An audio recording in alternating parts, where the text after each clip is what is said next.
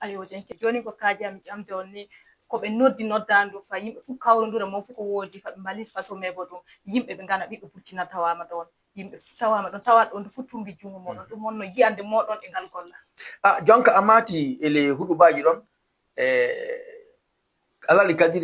kadiri a jaatuwi jonka ono tabital pulako burkina kay ko wonno golla ɗum wona burkina ɗo haɗata kanko ministre ɗum wonno Émile Zerbo garɗo on ɗo do inde premier ministre ndu o holli o wi hande kawrital ngal taɓake leydi meɗen burkina faso ndelle koɓe yiɗi waɗe ɗum de tawe ɗum yaaji ɗum yewti leydi afrique fof yottake afrique fof par ce que leydi sappo e ɗiɗi ɗe mbiɗen ɗe leydi fof gardi wala ndi watta e jungo le jimɗi leydi meɗen burkina faso donc ene mbawi wi tan pulako addunaru fof tawago ɗon fof watti jungo muɗum le façon mais bo wona tabital pulako tan joni noon do inde tabital pulako wonno ko ɗum waɗi moƴƴe lobbere wonno ko waɗni ɓe kotan ɓe kodda inde lobbere leydi meɗen ɓe kotan ɓe kollan dukke ɓiɓɓe leydi meɗen burkina faso ana woodi himɓe noon kamɓen ka hunde fof wanna ɗum e sanan leydi ndi ñimrete par ce que haalaji kewɗi nan goni yaasin donc miɗa yewtan e yoga maɓɓe ɓe min jiitanno leydi yaasin miɗe haala nde gonno burkina tawra ɓe mbi kam jakka dikko an kam wonko keddatɗa min jaati min wonko keddami on par ce que on ngara mi heddano tan aɗo jiiɗo guite moɗon neɗɗo haalata ko wondi fof neɗɗo haalta ko wondi fof donc koɓe ngari ɓe jii ɗum fa tawe ɓiɓɓe leydi e surtout pulako hono no wirete hannde yaasin dow e leydi ni fof kamɓe ɓe ɗummoto fandaro kawdiri jawdi fa leydi ndi yimɓe ɗum haynaki yokka maɓɓe joni noon mo anda mo miija e kam ɗum hayɗinto abada ɓiɓɓe leydi men burkina faso fu yo darodiɓe no watta fa ñiɓa leydi men ɗon ɗum so gonga Allah ni yo seyo mango yo ɓeydugol du ɗon no darje ɗon no gollal ngal e tawde fa joni du ɓeydande leydi meɗen du sembe illa burkina ga fa yaade yaasi inchallah ayo tabital pulako ina jogui bureau kesso eɗen mbawi haalande bureau kesso on kamde ko waldi e yiyande muɗum heyrena golleji muɗum keesi ɗumen bonno ko mbawɗo fitanteɓe ɗo wallahi Allah so gonga ko ƴamɗa ɗum no foti ƴamede par ce que a yii joni ɓe mbiyana guisore waylata leydi kam waylata guisore nokku fu no leydi wayi fu noon guisore muɗum hani warde donc anen ɓendu nokku fu no leydi men wonna yaara fu enen yokkata ɗum eɗen mbayito enen ɓendu en mbawa heddagol dawdo to gonneɗe fa abada donc tabital pulako jooɗake wiɗake surtout do kanko hoɗo mangako Ahmed Dicko on fadde makko hokke tabital fa o yardo fu o wi guinen kanko ya won kanko on ko o yiɗi o tuugo e muɗum soni yimɓe ɓe jaaɓi o ardo soni jaɓay du bisimilla file goɗɗo donc ɗo toyno wonno toon o wi hono tawi ka makko noon ni si en daari e banggal ɗo no pulako meɗen gooka fu jande ana manque donc soni wona ɓiɓɓe meɗen daroɗen fa tabital pulako daro tilsina question ana janginen ɓiɓɓe leydi meɗen burkina faso janginen pulako meɗen o wi du hono jande golle ɗon no paamal golle filagol no watta fa tawe no wawi golle goɗɗe ko wana wakkagol sawriya droit tawe golle dagu golle juuɗe dagu luumako goɗɗum ma walla wadde da kulle goɗɗe ana sotta en ɗum ɗon fu no manque ɗon e banggal walla no manque ɗon le leñol men donc tilay soni wona tawede ke eɗen mbawi enen ɓen darde dalili noy gatten fa tawede eɗen mbawi wadde haddi ko mbawɗen wadde tawe ɗon ana wawi yaade yeeso tataɓe majjum du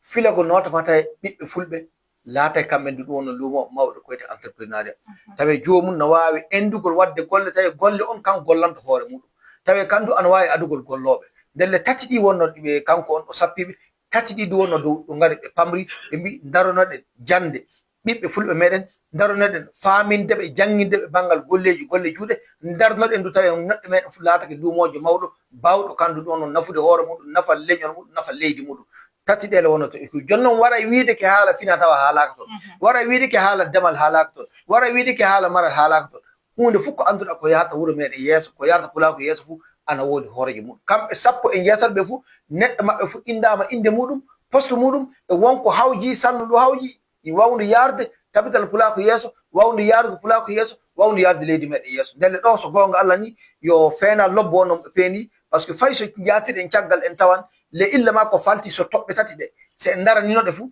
a tawan so gonga Allah hannden won ko hewti ɗon wonko tawraɗe hannden en tawrtaki noon par ce que yii yimɓe meɗen hewɓe harnoɓe hannde tawi ne jogii e luumoji mawɗi tawi ne jogii ɗum wonno usine ji mawɗi nayi wonno ko joguino kamɓe ka ɗon taw wonno ko kilni nayi ɗi ngari hannde kamɓen du maral mum en tiiɗi joddade mum en tiiɗi ladde fatti ladde tiiɗi rafi ndenaga ano on hen ɗum ɓe wadde fof so gonga Allah ni wonko ɗum hokki en ko nandi hakkillo ndelle min kam min weyi tan nafoore ono feendamo tabital pulako feyndi joni ɗo yo hunde noon ko yaata ko wiyete innovation ɗum wonno muyde kamde ɗum wonno heyɗintinde goɗɗum e miijade ɗum wonno miijo wongo fa tawede wona dow to tawi ɗum wonno ɗo accata wara wiide ke hono faltinoɓe kamɓe ɗum gaɗay ɓen ɗum gaɗi wakkati muɗumen wakkatire fof e wakkare muɗum koɓe kawri ɗum wonno koɓe gollani tawital pulako ngal joni ngal hawri rafi ndenagu hawri rafi golle hawri du rafi ɗum no kodda lobbal ndele e miija ɗum so labɗi jaɓi ɗon ɓe daranto ɗum no watta fata e leydi meɗen Burkina Faso anditi ke tabital pulaku leydi Burkina Faso yo walde darantode ɓiɓɓe leydi meɗen fof fofo moɗon min jetti sanne miɗe dimma du en keɓi wartude e handuko waɗa toon hannde ɗo fu joni ka konngol moɗon cakkitorgol min jowkoto konngol meɗen cakkitorgol ni ɗum tilaki fa joni délégation ji garɗi kamɓe du jettama e gaɗa majju du ɓiɓɓe leydi meɗen ɓantuɓe koyno muɗum ɓe ngari teddini tabital pulaku jettama ƴuwde nanuɓe kibaru e façon kibaru ƴuwde nanuɓe kibaru on e suudu meɗen télévision national ƴuwde nanuɓe kibaru on e Omega e Savan TV téléji ɗi e radio ji ɗi fou so gonga Allah kaali ndelle kala neɗɗo fof ɓantuɗo koyngal muɗum waɗi fou eɗen ñaago Allah horru ɗum e jaam e caggal majjum du ɗaɓɓugol yimɓe ɓen yaafa fadde kanko Ahmed Dicko e bureau makko ɓe ngara ɓe ɗaɓɓa suudu baba yaafa par ce que suudu baba noddama si o noddi neɗɗo fa wari heɓa jooɗi so tinnaki fu wi an kanga yawara sabu suudu ndu no noddana hannde ndu ko heewi dari wari tawama heewi ko heewi dari ɗon ko heewi du yasin woni heɓa fayi natude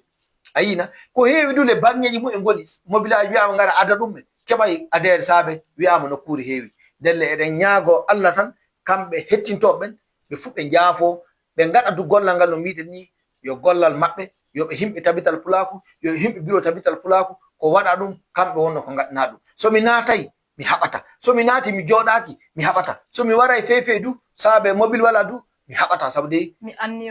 anniyake anniya lobbo ele ɓernde am ɗon mi waranno somi wari du mi teddinan ele ɓernde am ɗon du alhamdulillahi ndelle ɗum wonno ko mbawden wi tan ɓe ndooke yaafa miɗa andi bureau tabital pulaku waran kandu waɗa ɗum mais enen suudu façon kibaru no wori ɓe nodduɗen ko ngari ko keɓa jooɗi ɗum ɓe wadde fuu en kalinoɗe les sal toon e mbiydi tan sana suudu mbawa yaafo inchallahu ndelle wiideɓe du en garton le yewtere wonde ɗo mbawɗen hawrugol bureau tabital pulaku fuu nde ɓe ngaɗa ɗum no ko wiyete bilan maɓɓe inchallahu ɗo no kawrita gaɗa ngal ɓe kolla no yaari e tawta fa joni ɓe kolla ɗo no jonka e dow to wonno to ɓe jaɓata fa ɓe gollana en do banggal tabital pulaku ayoɗi fof Omar Aboubakar Dicko min jetti sanne suudu baba ɗo wonno ko yewtere amen hannde nde haɗata kamin gatuwan e moɗon le balɗe garoje fabɓe ɗum paami to ɗon ko ɓuri ni min jetti on sanne Allah hollu en wakkati goɗɗo e jaam e cellal